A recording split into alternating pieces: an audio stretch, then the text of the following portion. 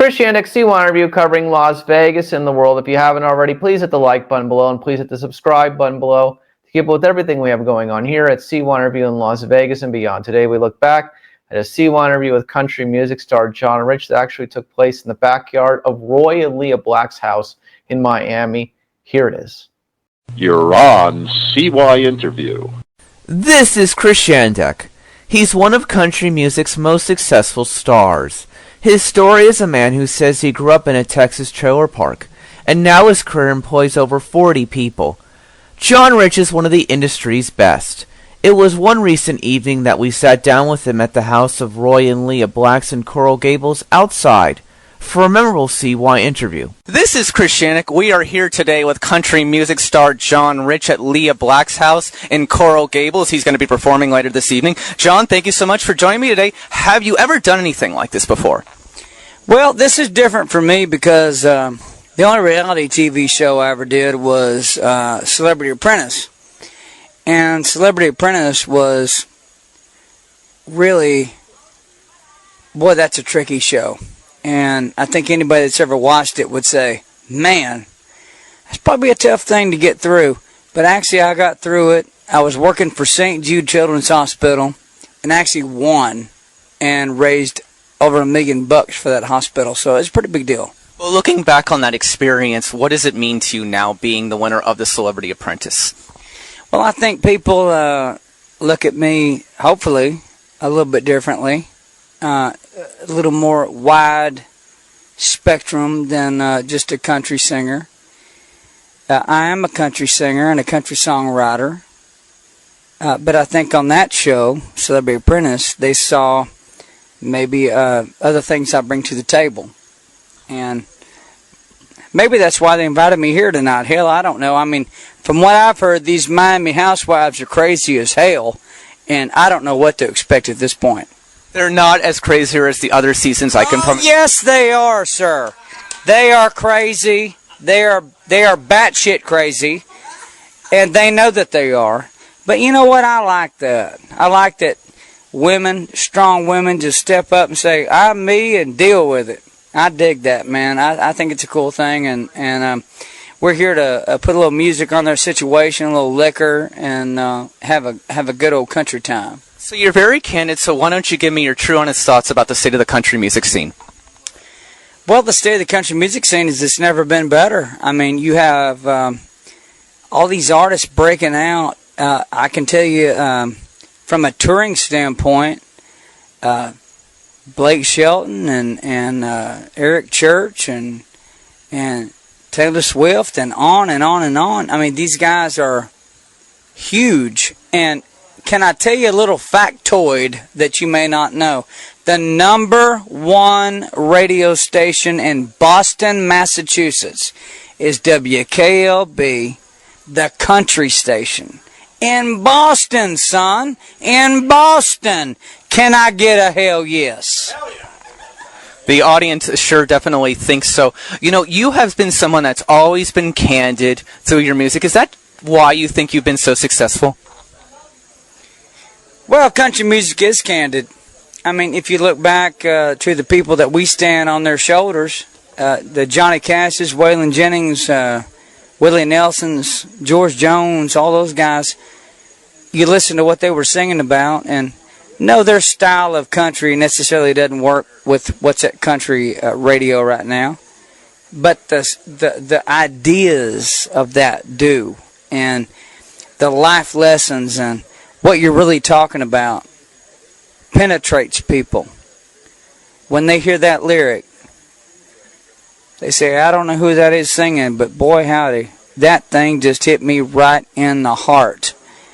That's what country music is all about. That's what I strive to be. I think that's why our genre is the biggest out there. Well, a few years ago, you did a song about Detroit and the state of America, and obviously you felt like the bailouts and the taxpayers shouldn't have been on the foot for that. I'd really love to know now, 4 years later since that song, what are your thoughts on the state of America currently? Well, I think our government is not to be trusted, and I think that goes for Democrats and Republicans. Personally, I can't stand a lot of them. There's a few good ones here and there, but as a whole, just one guy talking, I don't trust them, and I think I probably speak for the majority of folks.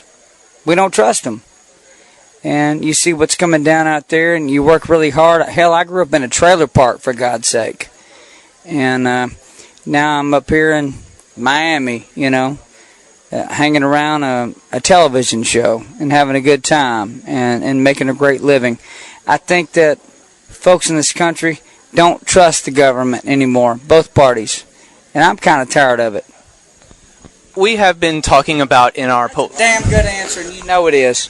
It was a good answer. We have been What do you think about the government? We have been talking about. What do you think about the government? I am an independent who believes that they are both the same. I am an independent, and when looking at that scenario and situation, what do you think about like libertarians and people like Gary Johnson, other independents like Jesse Ventura? I'd love to get your thoughts on two of our past interview guests. Well, I've had a lot of people ask me to run for office. You'd be surprised. I've had people ask me to run for Senate. I've had United States Senate and Congress, a House, places of importance like that. And I said, you know what? It's not my time to do something like that. I write country songs, and I live my life. And I think my life is the American dream. I'll tell you one thing about America.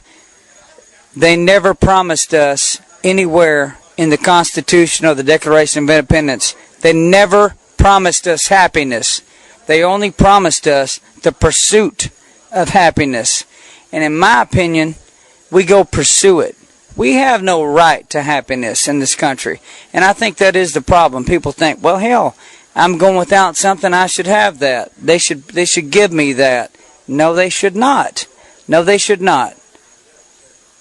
Work, move, think, move yourself up the ladder. You're listening to a guy who lived in a trailer park in Amarillo, Texas, and at 39 years old has 46 employees and moving upward from there. To me, that's the American dream. The American dream is not the guarantee of happiness. The American dream is the pursuit of it. Well, I agree with you. Big and Rich is about to go on tour, so why don't you tell me a little bit about that? Well, Big Kenny's a maniac. I think we all know that. But the fans said, think Big and Rich, I think they're over. I said, hell, we're not over, son. Just watch what's going to happen here in about a year or so. What we did is we made songs and took some time off and come back wheels blazing. We got this song out called That's Why I Pray, which is actually nominated for a Grammy, CMAs, ACM, CMTs, all the places it could be nominated. It's nominated for that. We just want to make great music, and we love playing for the fans. Well, in closing, it was so great to meet you. You said before this conversation that you know anything, would talk about anything. Is there anything you'd like to get off your chest before we go? Nope. Well, John Rich, what do you love most about Miami in closing? Well, I can tell you this about South Florida. It's such a melting pot. You look at one of my favorite singers of all time is Raul Malo. And you look at the Mavericks. You look at some of these guys that have come to Nashville and put their sting on country music, and you realize how great the talent is. Matter of fact, I got to work on a TV show with Gloria Estefan for 6 months and got to know her very, very well. And it's just a beautiful community. I mean, it truly is. I mean, the music, the culture, what that means to America, it's infallible. I mean, it is what we're about. It's about a new spice and a new taste. That's what South Florida is to me. That's what Miami is to me, and it's always a pleasure to come down here and visit. John, thank you so much for the random, interesting conversation in Leah Black's backyard. It was very nice meeting you. John is here. He wanted to add something after our interview ended. So, John, why don't you tell us something about politics you wanted to add? Well, we were talking about politics here in the backyard, and I think that's where politics should be discussed, actually. I think that regular old folks in their backyards no matter what party they think they're affiliated with. Well, why are you voting that way, or why are you voting that way, and have discussions. That's okay. Debate makes it great, and I think that is the winning equation for America, is that people talk with each other. And I know there's a lot of conservatives out there that hold tight to a lot of things, and I'm one of them. A lot of liberals that hold to a lot of things. But there is middle ground. And I believe that middle ground can be found. I think people have to talk in the backyard and say, well, what do you think about that, Bill? He says, well, I don't know, Sam. What do you think about it? And they talk back and forth, and they realize why they vote the way they vote. I do think there's a serious problem in this country of people voting for things that they don't understand on both sides. They just vote the way their parents voted or whatever. You need to understand what you're talking about when you vote. Read a little bit more. Google some stuff. Check it out. Check out the topics. Make up your own mind. Don't let the media make up your mind for you. Make up your own mind. And I think that's where our strength comes from in this country. I do have one last question for you that I forgot to ask you during this conversation. We're going to put this all together. Will you run for office after the country music is done for you? Or at least put on hold for a little while? Are you going to run? Just tell me right now that you're going to one day seek political office. Well, I know you'd like to say that I'd run someday, but I really see myself sitting on top of a mountain somewhere with my sons. I got a 3-year-old and a 1-year-old son, and a really smart, great-looking wife. And you know, politics to me is something that it's like walking barefoot through a rattlesnake nest. I just don't care to get bit, you know. But I think that as any other citizen could do, you can affect politics. You can raise money, and you can be behind somebody, and you can make your voice known. And that is your duty, regardless of what side of the argument you're on. Just be vocal about it, make your voice known, and go for it. Well, John, again, it was thanks so much for your time. We're going to have to hook up somewhere in the future and talk about politics on CYInterview with you for a full 1 hour. Maybe we'll bring in some of our political favorites like Gary Johnson or Jesse Ventura. Thank you so much for your time again today. God bless you, sir. Thanks. For CYInterview, I'm Chris Yandek.